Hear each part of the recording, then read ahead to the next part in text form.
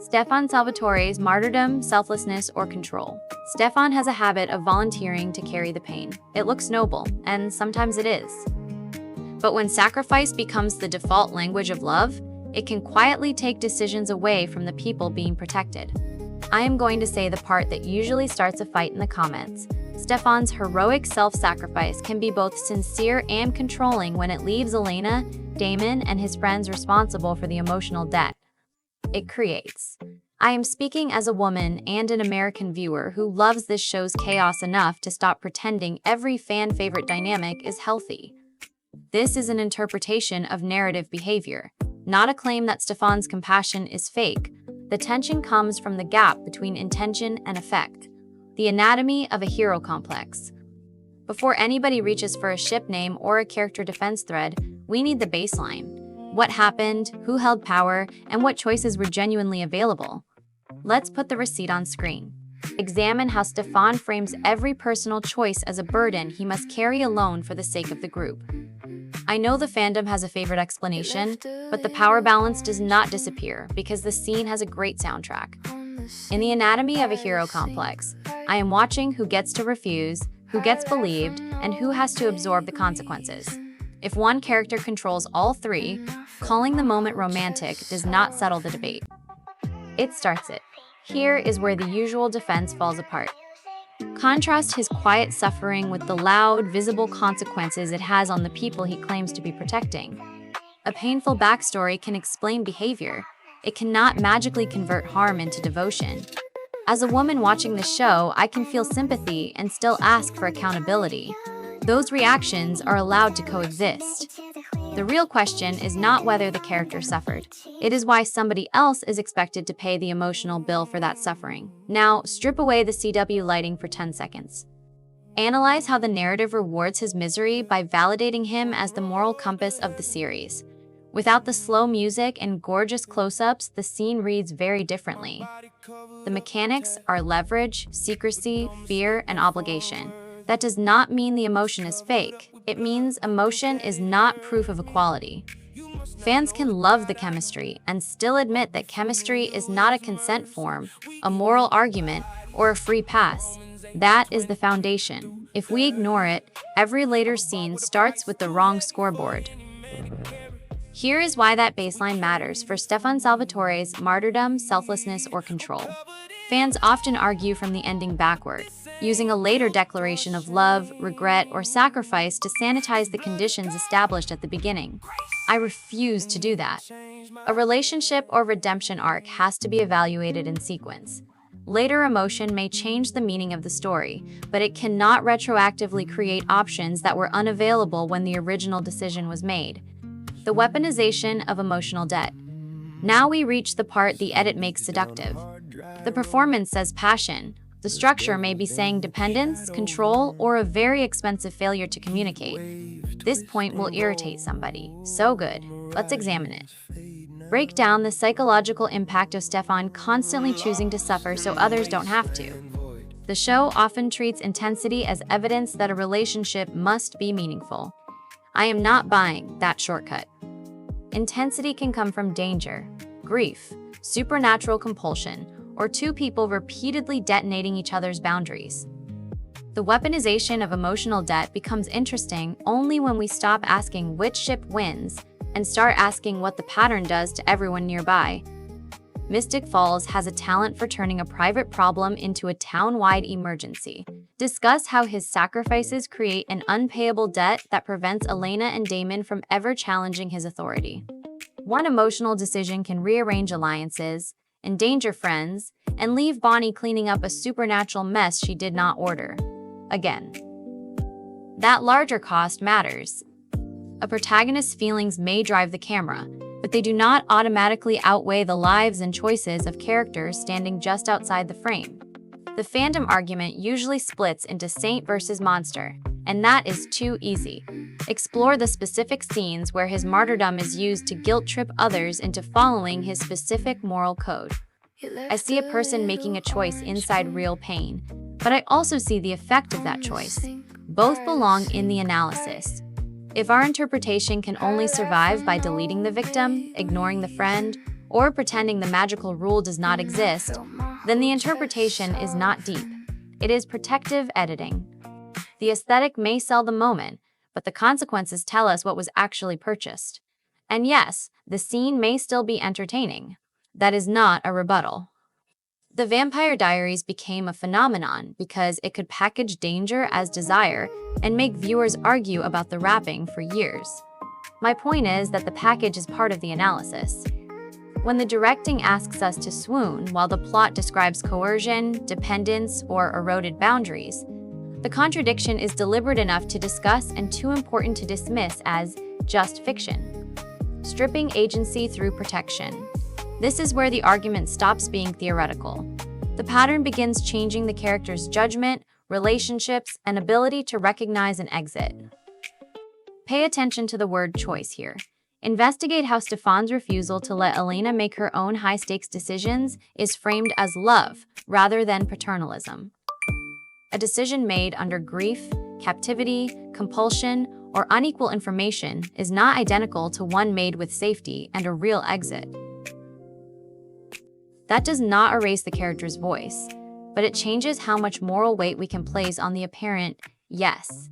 The series knows this distinction. It simply remembers it more consistently in some storylines than in others. There is a gender argument hiding in plain sight. Compare his safety-first approach to a form of confinement that stunts the growth of the people around him. Male characters are often granted complexity before they show restraint, while women are asked to prove goodness by surrendering anger, ambition, or control. I am not claiming every scene follows that rule.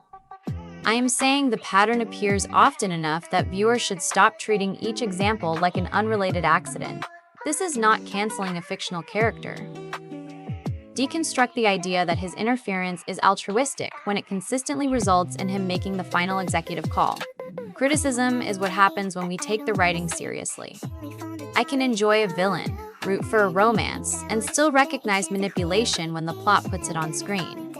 Fandom gets boring the minute liking something requires us to call every troubling choice healthy. The mess is the content. Pretending there is no mess is just public relations.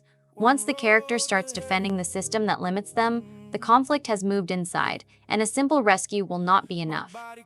This midpoint is where Stefan's heroic self-sacrifice can be both sincere and controlling when it leaves Elena, Damon, and his friends responsible for the emotional debt it creates. Once a character reorganizes their identity around the pressure, every new choice carries residue from the last one. Friends who object can be framed as judgmental, while the person benefiting from the arrangement appears uniquely understanding. That is a classic narrative isolation move. It does not prove a clinical diagnosis, but it absolutely changes the audience's perception of who counts as supportive and who gets cast as the problem. The shadow of moral dominance. By this stage, the private dynamic has collateral damage. Friends become rescuers, witnesses, or cleanup crews, and the entire town pays for a decision framed as personal. Watch who performs the recovery work. Look at how Stefan uses his status as the good brother to mask his darker impulses and need for control. The character at the center may receive forgiveness, romance, or a heroic close-up, while friends manage the damage and disappear from the moral conversation. That imbalance shapes the shadow of moral dominance. Redemption should involve changed behavior and repaired relationships, not merely a sad face, one sacrifice, and the audience being told to move on before the next commercial break. The supernatural rule does not rescue the scene from ethics, it makes the ethics louder. Evaluate the Ripper persona as a release valve for the pressure he creates through his obsessive self-policing. Vampirism, a sire bond, compulsion, or magic can literalize pressures that real relationships express more quietly. I do not need the metaphor to be clinically exact. I need it to be narratively consistent. If the rule changes whenever a favorite character needs absolution, that is not complexity. That is a loophole with cheekbones. Let's talk about intention, because fans love intention. Identify the moments where his perceived virtue becomes a tool to isolate and judge those who don't meet his standards. Good intentions matter, but they are not the same as good impact. A character can genuinely believe they are protecting someone while also taking that person's decision away. The contradiction does not ruin the hero, it reveals the hero's blind spot.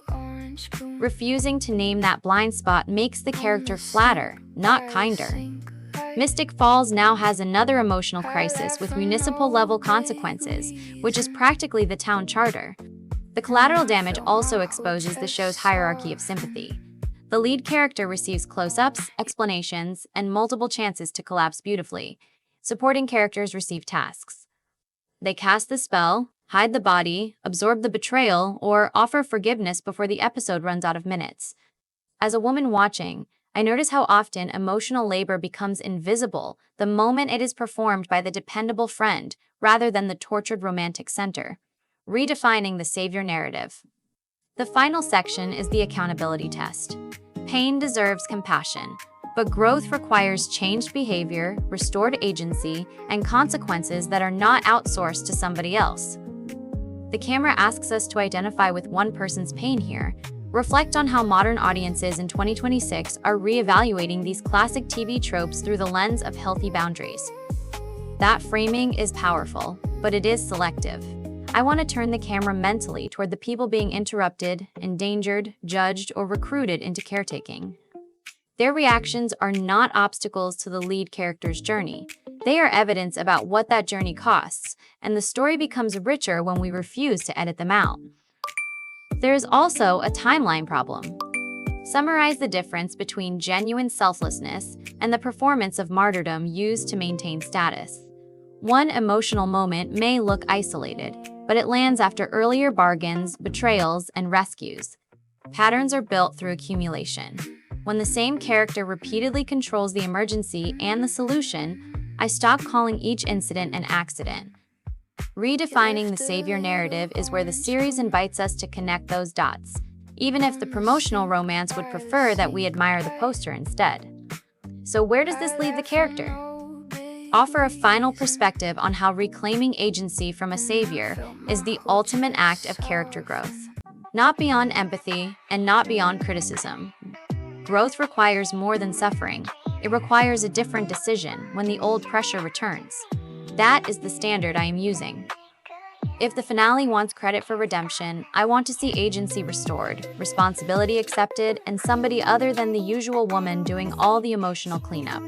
This is where a great arc either earns its redemption or asks the audience to grade on a very generous curve. So my standard at the end is simple and probably controversial. I want the story to return agency to the people it used as instruments. The analytical boundaries stated at the beginning still apply, but the conclusion must now rest on the accumulated scenes rather than a label. Chemistry, charisma, or one spectacular sacrifice is not enough. The character must accept limits, hear an unwelcome answer, and allow somebody else to choose a future that does not revolve around them. The final reckoning. For me, the lasting image is not a single betrayal, speech, kiss, sacrifice, or scream. It is the moment a character realizes that love and safety are not automatically the same thing. Stefan's heroic self-sacrifice can be both sincere and controlling when it leaves Elena, Damon, and his friends responsible for the emotional debt it creates. That is why this story still provokes an argument. Feeling intensely for someone is different from agreeing with them. Before the comments divide into teams, let me make the challenge precise. Stefan Salvatore's martyrdom, selflessness, or control is not asking whether the character is lovable, attractive, entertaining, or permanently condemned. It is asking whether the story gives equal moral attention to intention and impact. My answer is that Stefan's heroic self-sacrifice can be both sincere and controlling when it leaves Elena, Damon, and his friends responsible for the emotional debt it creates. You can disagree, but the counter-argument has to account for the full sequence: the original imbalance, the decisions made under pressure, the friends who carried the fallout, and the point at which the character either accepted responsibility or escaped it. Chemistry cannot delete chronology. Trauma cannot erase another person's boundary. A heroic ending cannot automatically settle every unpaid emotional debt. That may sound demanding, but these characters are interesting enough to survive demanding analysis. In fact, they become more compelling when we stop protecting them from the contradictions the writers deliberately built. So tell me where you draw the line. Which scene proves genuine change, and which scene only repeats the old pattern with better music? Bring evidence, not just a ship name. Mystic Falls has enough slogans already. Take that question into the next rewatch with me.